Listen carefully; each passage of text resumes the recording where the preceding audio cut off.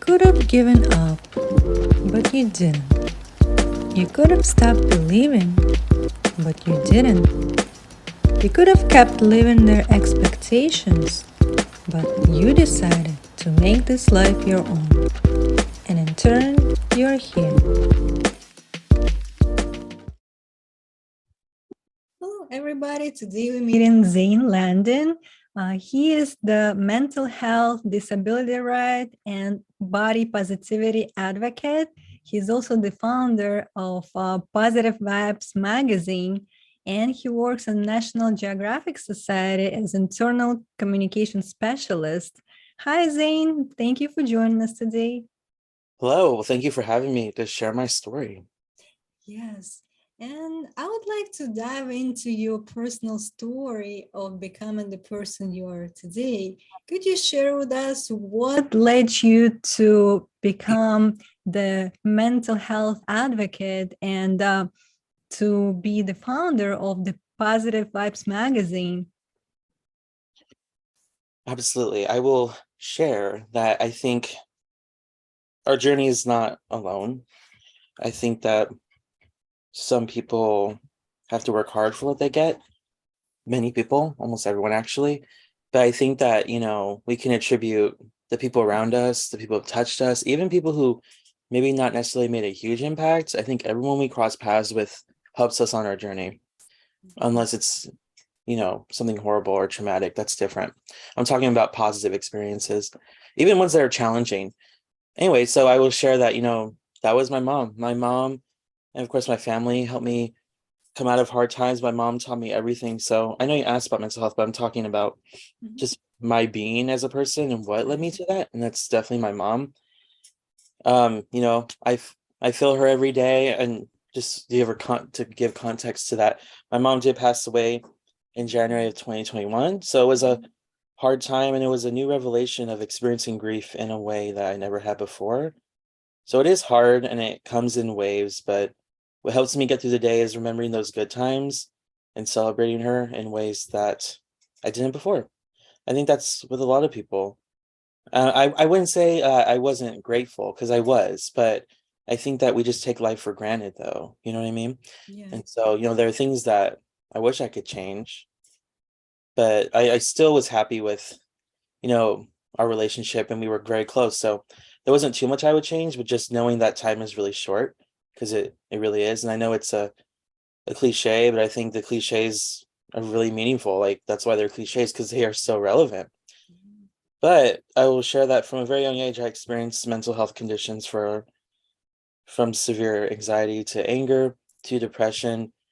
And it was very hard, and they still show up today, as I don't think mental health ever really goes away, or mental health conditions. It's something you kind of have to live with your whole life, especially since life is always jumpy and it's always a roller coaster ride. So you never really know what's going to come your way. And that could feel like it's it's anxious inducing, but I think that also means that you could be presented with something great, though, or something positive. So you always have to try and keep your head up when it comes to stuff like that. But anyways, I would say that I saw a psychologist for a long time, probably around I was in middle school to the end of high school. So, you know, I always, again, I shared my experiences with mental health conditions, but I didn't become a serious mental health advocate till I was in university, when my mental health really felt out of control. I felt like I didn't know where I was going in life. I didn't feel like I had a purpose anymore. There were new things happening, but I didn't really know how to deal with them. And then I will share that, I was engaging in self-harm. I frequently had suicidal thoughts. And I share this sentiment because I know that many people experience it. I think that we treat suicide and mental health as such a stigma, because it is stigmatized, but like, we still treat it as if it's such a rarity in the world, when I think it's actually completely normal. When you look at the amount of people that die by suicide, the amount of people that attempt, and the amount of people that decide not to, it's like hundreds and hundreds and millions of people.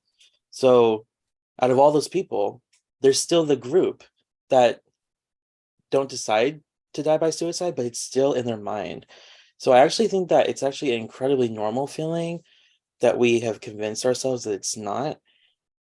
And it's scary. I understand why people don't want to talk about it, because, like, someone wanting to die, like, how do you deal with that, especially if it's someone you love, your family member. So I won't get into that and like how to do that, because that's a different conversation, and it's always circumstantial. And I'm not a psychologist, so I wouldn't even know how to handle something like that from professionally. So what I would say is, when I experienced that afterward, I kind of just came to this new realization that I thought I had my mental health on track, and sometimes you just don't. So I decided to kind of reinvent myself, be more honest with my emotions, and not kind of hold everything in, not have to worry about the pain and have to try to control the pain, which is why I wasn't engaging in self-harm to begin with. And after that, even though it was still jumpy, I was doing relatively better, a lot better. But again, it comes and goes. Sometimes you never know, which is why it it can be worrisome, because even the year after my mom passed away, when it came to Christmas, I wasn't doing well at all. I didn't want to see anyone. And then I kind of had a breakdown where I don't know what happened. I basically having a panic attack, full of anger. I didn't know what the heck I was doing. I felt so out of place, like out of my body in a way. It was so scary though, and it actually was pretty recently. So it was pretty hard. And I think it was a culmination of my mom's passing, the current circumstances, and just how I felt about myself. So again, what people will have to realize is, like, always take care of yourself, but like, you never know when you're going to reach that dark point again. And when you do, it's so crucial that you have people around you, because I don't know what would have happened if I didn't have my partner. You know what I mean? So I think it's so important that sometimes you get to that point where you don't feel like you have control. And I try and tell people, like, you have some sort of control. And I did, but I think without my partner or without the people around me, I don't know. So I always try and tell people, try and find people around you that will support you. Sometimes it's not your family. Sometimes it's friends. Sometimes it's even someone you barely know. I think it's important to just reach out or share what you're feeling, so someone knows. Even if it's someone you're not the best friends with, you'll be surprised how caring people are and how much they're going to show up for you, even if you're not best friends or family. I do have hope that people are good at the end of the day like that a lot. So that's when I kind of just went forward with that Christmas in 2021. But after those feelings in university, when that was when I became a serious advocate, because I realized that I wasn't alone, and also that it was very severe what I was thinking. And that, I mean, again, I realized it's actually normal though, but at the time I thought it was very severe and it was really bad. And then I questioned, I was like, a lot of people are experiencing this. So that's when I decided to get involved in more disability organizations, more mental health organizations, learn as much as I can about the community that I was involved in, and become the best advocate or ally as I can. And I say ally because I think that you can be both an ally and an advocate. I know some people differentiate them, but for me, I'm always advocating for mental health, but I'm an ally because I still also recognize that I don't know everything, and I don't think anyone really knows everything, right?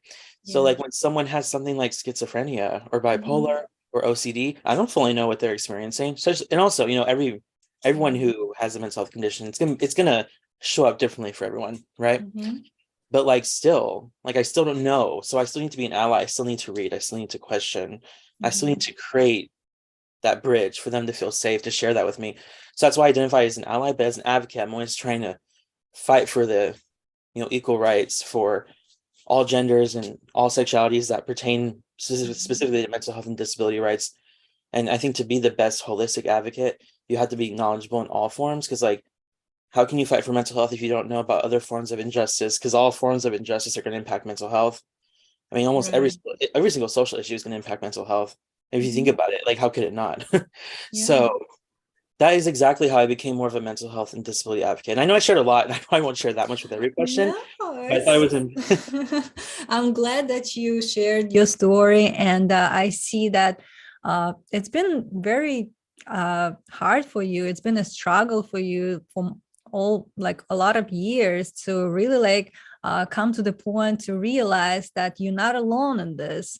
There are other people suffering in silence, and with you sharing that people who can support you. And like you said, it could be your relatives or significant other. It's just there are people who are on your side out there, and you just need to reach out for help. And that's what's missing with a lot of people, because they don't know who to reach out, and they don't know if something that they experiencing is really a common condition. So it shouldn't be stigmatized. It should be out in the open, with all the tools available for every one of us, so we can, we could be sure that there are people that could help. And you just shared that the organization that you've been part of is you being an advocate and an ally. So you also learned about other conditions as well, the ones that you didn't experience yourself. And that makes you, a better communicator. And you are like filling that gap between yourself and the other person. So I know you've been you participated in mental health forum in Washington D.C. and you met our president, right? And I just want you to share what kind of event was that and your experience. I will share before I talk about that what I mean by reaching out, because I think that there's a point and a place where like you feel like reaching out is not possible. Mm-hmm. Do you know what I mean? And I think that that's important. And that's why I think that reaching out before and making sure that even if you're starting to feel something, or you're starting to feel negative, or starting to feel that darkness, that's when you reach out. Because when you get to that point, you may not feel it's possible to reach out. And then on the flip side, us, everyone, we need to show up for people all the time. And I know it's hard for people to understand, but we always need to be caring. We always need to be kind. We always need to be asking how people are doing, making sure we're also being observant on their life. And are things changing? Are we seeing things that they're not finding fulfillment anymore? Certain things like this. It may not mean anything, but it could. So I think that there's a lot work needs to be done. I don't want to put all the blame on someone who has to reach out. I think we all have a job to do, which is show up for people, but also recognize when we're experiencing it and when we can reach out. But again, when people get to that point, especially where they might die by suicide, they really do think there's no hope or chance to ask for help. So it's sometimes the jobs or the responsibilities of others to see that and make sure we're proactive. Anyways, so I just want to make that clear. And then the Mental Health Youth Action Forum. Yes. Okay. So this was in May. It was in 2021, around November, December, when I first discovered it. And it was this new initiative coming from MTV, which I think is great. For one, I want to just share that I think it's great that MTV, a mainstream media platform, decided to uphold this event, or host this event and like plan it, especially since the mainstream media has done not the best job in reflecting the stories of mental health. So it was great to see some initiative coming from the media about how do we approach mental health, because it's always been, throughout time, not reported well, or like mischaracterized or demonized, whatever, a lot of different ways, but usually not positive. I think that's changing now, and I think this event is clear of that. And when I first saw it, it was just so exciting. When I was involved in a group called Active Minds, which is a mental health organization. They were one of the nonprofits working with MTV for this event. So there was like a lot of partners. There was MTV hosting at the White House. And then also there was like several nonprofits, mental health nonprofits. I'm talking like Born This Way Foundation, JED Foundation, National Alliance on Mental Illness, Active Minds, a lot. And so I knew that this was like a huge deal, because like I knew a lot of those nonprofits. I didn't work with all of them, or I say organizations. I hadn't worked with all those organizations, but I knew about them through reputation. And through that, I knew that this was almost an opportunity of a lifetime. I remember even researching, because it was still a little bit in COVID where you still had to get tested a lot. I mean, you get tested now, but they test you for like going to events and stuff, making sure you had everything you needed. And like, I thought for a second, that it was going to be virtual. I was like, no, don't make this White House event virtual. I need to be there. So luckily it was in person. And I just, even though I feel like we convince ourselves that we're not good enough, like that's just a normal thing that everybody does. And call it imposter syndrome, whatever you want to call it, but I think we all do it to a certain degree. And that's what I did. Even after everything that I've been through or done and accomplished, I still felt that in my mind that I wasn't good enough. So what I had to do was I was like, I'm not going to give up on myself. I'm not going to let my thoughts win, because they're not my thoughts. Those thoughts are coming from somewhere else. So what I think is, when you have those negative thoughts, I don't even think of it as myself. I think it's just coming from somewhere else. So I tell myself, you have to ignore the shadowy thoughts and just take yourself away from that formula, whatever, and just apply. Hit the apply button. Even if you feel like you're not going to get it, I feel like you will be pleasantly surprised what doors open. And again, I had a hard time coming to terms with rejection, because I took it very personally. But it really does sting when you don't get something and you put your entire heart into it and allow yourself to feel that way. But like, I think the amount of energy you feel about the rejection, you should put into transforming yourself to apply for something else. Because I think that if you don't get something, I personally think that there's something else out there for you. And there's plenty of things where I've been rejected, and in hindsight, like looking back, I think it was the best thing. So you never know. Like there were things that I got rejected from, and looking at it the year later, I was like, I'm actually really happy I didn't get it, because I don't think it was the right opportunity for me. And I say don't take it personally, because you never know. You never know why you weren't picked. It may have nothing to do with you. It may have to do with like the type of people they're looking for, the type of content creators, or you never know. So sometimes it may have nothing to do with you. Anyway, so I decided to actually apply. And, luckily enough, I heard back about being a semifinalist, and then I applied, sent another application, and I found out I got in. And I feel really fortunate, because that was only when I first became a really serious mental health advocate, that was only like 3 to 4 years ago. So I do feel fortunate, because I know people that had been in this space for a very long time that were not afforded that opportunity. And I think what stood me out, and I'm sure you have a question about the magazine, so I'll bring it up now, because I think that the magazine really correlates to this. I think what helped me the most was starting Positive Vibes magazine, because the magazine allowed me to interview folks from every dimension. I mean dimension, like of course Earth, but like every place in this world. I like have interviewed chefs, spiritual leaders. Every interview I learned something new. And so I really physically put myself in a vulnerable place to connect with others and learn as much as I can about mental health, which is what I think helped me the most. Take the initiative to start my own brand, run with it, and how it impacted my life as well. Because I spoke on not just the brand and the impact it's had, but how it's impacted me. And it's literally changed my life. So I think that's what helped the most, and just my total commitment to everything mental health, everything I do, not everything, but a lot of things I do are about mental health. And even if I'm not maybe necessarily involved in an organization one day, everywhere I go, mental health is on the top of my mind, and I always bring it up wherever I am. So I'm always an advocate, even if I'm not necessarily trying to fight for laws or involved in organizations, I still lead with that in mind, with empathy wherever I go. So yeah, the forum was amazing. When I got in, it was a huge shock, because I didn't expect that. I didn't expect I would get in, and so I was really excited. But I don't think it hit me till later. And as we hear, people who sometimes get things, it doesn't hit them till later, the realization.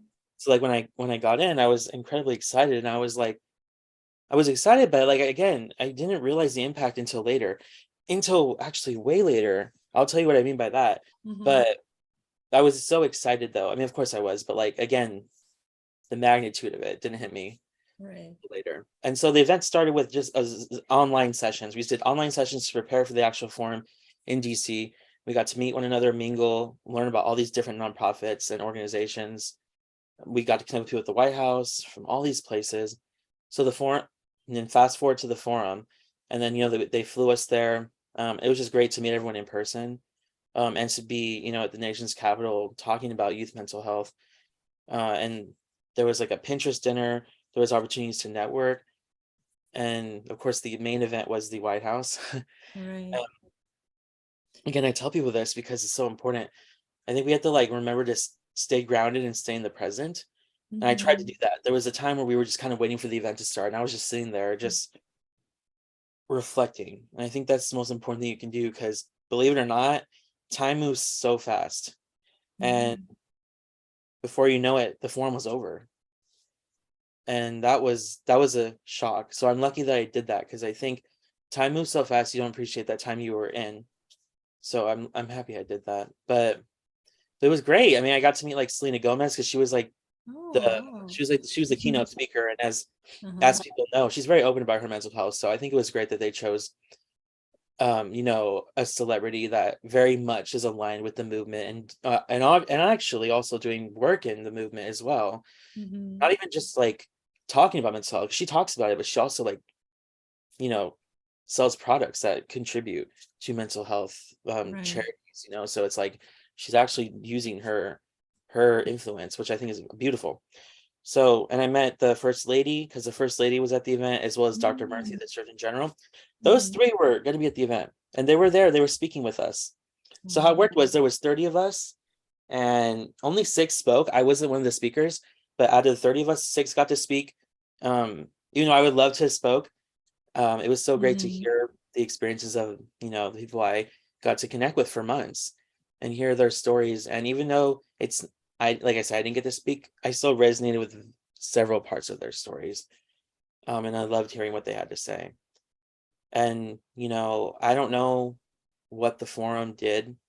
I don't know. I mean, like, I don't know if the forum changed anything politically or policy wise, but I do think it was a good compass of where we're going. That the idea that a national stage is like facilitating a mental health conversation, and people are seeing it on TV and the media. People even saw me. Like, I remember my family member reached out to my dad and said, "I see Zane on TV." And I was like, "Oh my God."